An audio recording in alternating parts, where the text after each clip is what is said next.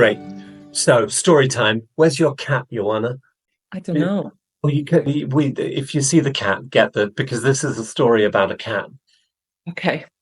and so Mike has just completely dissed my idea of changing clothes in order to send the impression that we're doing this film on a different day, because that would be cool.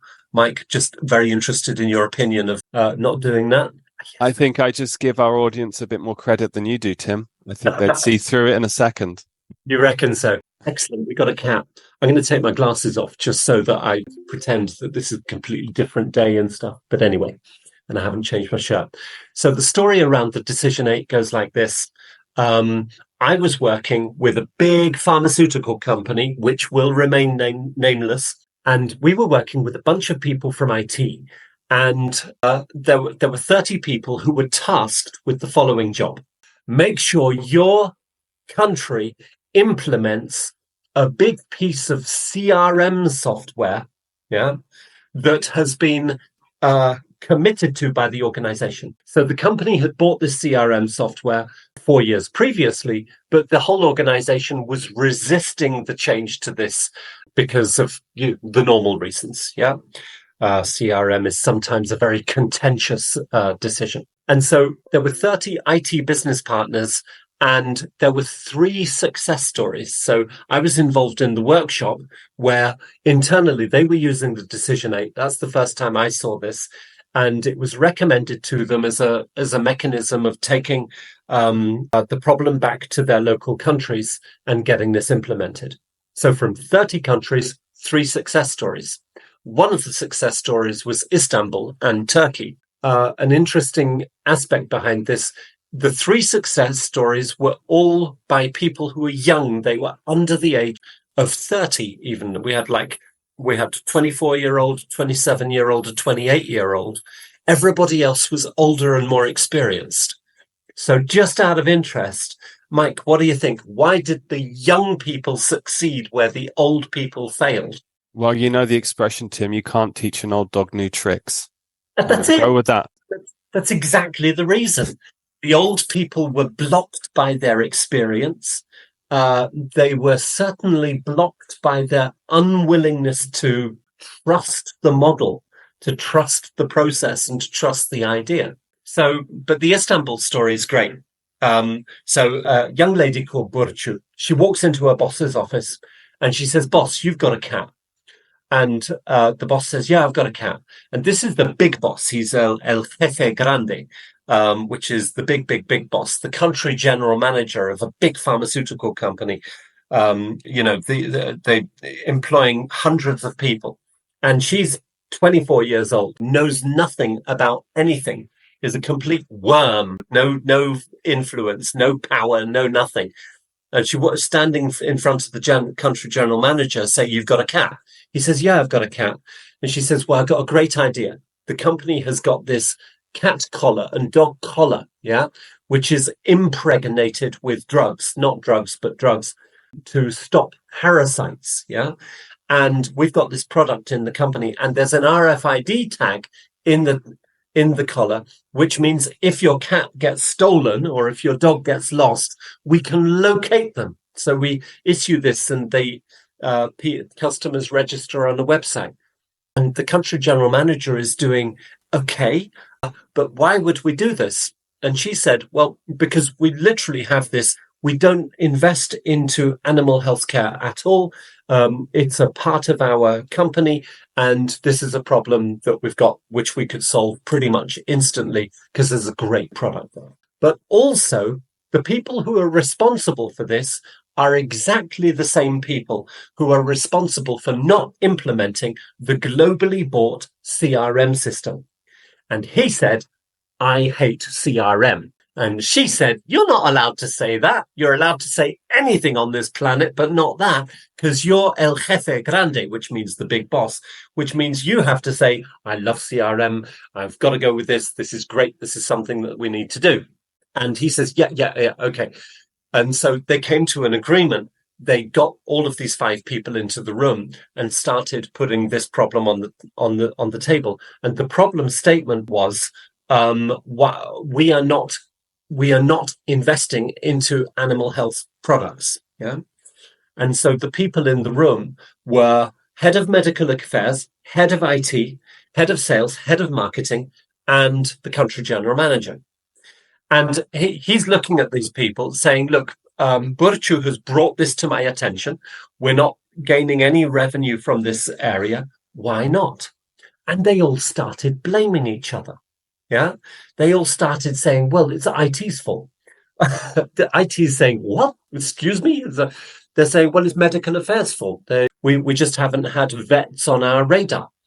And then somebody looks at the sales guy and says, why aren't you sending your salespeople to the vets? He says, I don't have any salespeople who focus on animal health and the vets business. And anyway, marketing, it's your fault. Create a campaign. There's no campaigns. And so everybody's doing this tit for tat and blaming each other. And then Burcu said, well, look, here's a suggestion. I mean, it would be very interesting to find out where this problem comes from.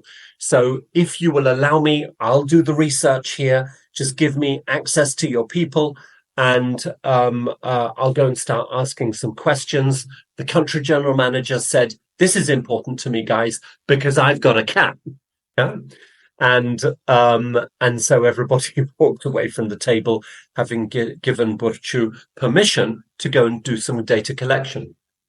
So they didn't define what the real problem was at that stage, but the empowerment was there for a little bit of analysis. Anyway, so data gets collected. But the contracting stage, the country general manager had to send a reminder, guys, please give Burcu access to your people. And this data is something that we need to put into the agenda for next week.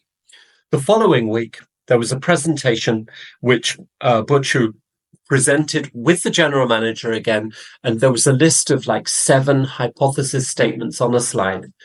We think we understand where the problem comes from. And what was interesting was that the problem was originated 12 years previously. So nobody in the room was there when the problem was created.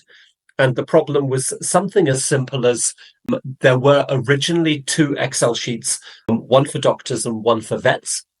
And one of the Excel sheets was not brought into a new customer master data place. Yeah.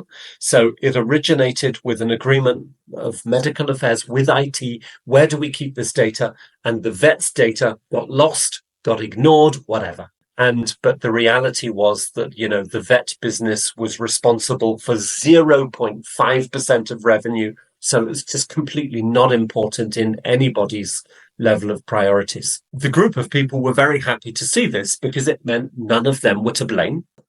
And therefore, the diagnosis statement of this is where the problem comes from and this is where it exists, they were very happy to go forward with that. Then the question, do we want to change? Do we want to move forward? All agreement. And what was interesting here is that Burcu put this product on the table, literally and physically. She said, well, look, our company has got this dog collar, cat collar. It's impregnated with anti-parasite medication. There is an RFID tag behind it, so customers can register and then they can find their cat if they get lost. The important part of the story is that there weren't any alternatives. Yeah. So there was one alternative on the table. Yeah. And it was the corporate alternative that was desired by the organization. And the group of stakeholders was looking at it and saying, great, let's go with it. And moving into an evaluation stage, which was not necessary because there was only one alternative to evaluate. And then roles and responsibilities designed and set up. So the whole process took about 2 weeks from beginning to end, and then a project was established which took literally 2 weeks to enable and set up. There was a template for a website. There was the legal stuff in terms of GDPR, and customers could start registering and receiving their gift immediately. And the whole thing was a great success story, 6 weeks from beginning to end. Yeah.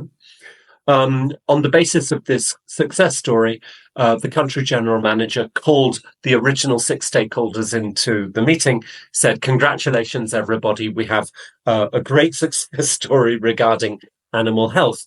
But now the topic gets more serious. We have to implement the CRM system. And that's what we need to start working on now. And so, Burcu, thanks very much for leading us through that process. I suggest we use the same process again. Let's define what the problem is. And then they began the whole process again from beginning to end. And now it got much more serious. The problem definition meeting took half a day to really come up with what was the local interpretation of the problem. The data collection stage took, I think it was 3 weeks. There were several people involved in this. There were every department had 2 or 3 people who needed to provide historical data in order to understand why that problem was there. The hypothesis stage, instead of 7 items on a slide, there were now about 20. And there was really quite a contentious discussion. The hypothesis meeting and the diagnosis meeting it took a whole day. Yeah, it was a really very, very large meeting. Burcu was not able to facilitate that meeting. She didn't have the standing and positioning within that group of people. So she was simply there in her role of a moderator and minute taker and collecting actions, etc. So that was actually moderated by the country general manager. But again, it did get to the stage where, there was a very important question on the table. Do we see the need to move forward? And do we get the acceptance, at least within this group of people, that we're going to do this? And then they moved forward with the implementation of the CRM program itself. So what was fascinating was that, it was one of 3 countries from a list of 30 countries that really took this problem on in a structured way and moved it forward in a structured way.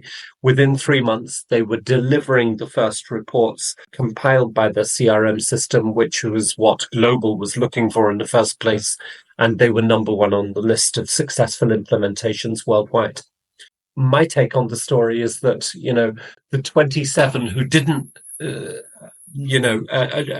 all achieved it eventually, but the 27 struggled with the concept. Yeah. They struggled with their own sense of, how do I move something forward? They certainly probably didn't contract in a way. And Mike, teaching old dogs to learn new tricks was definitely a part of it. But the essence of the story was that Burcu needed to contract for everything that she did.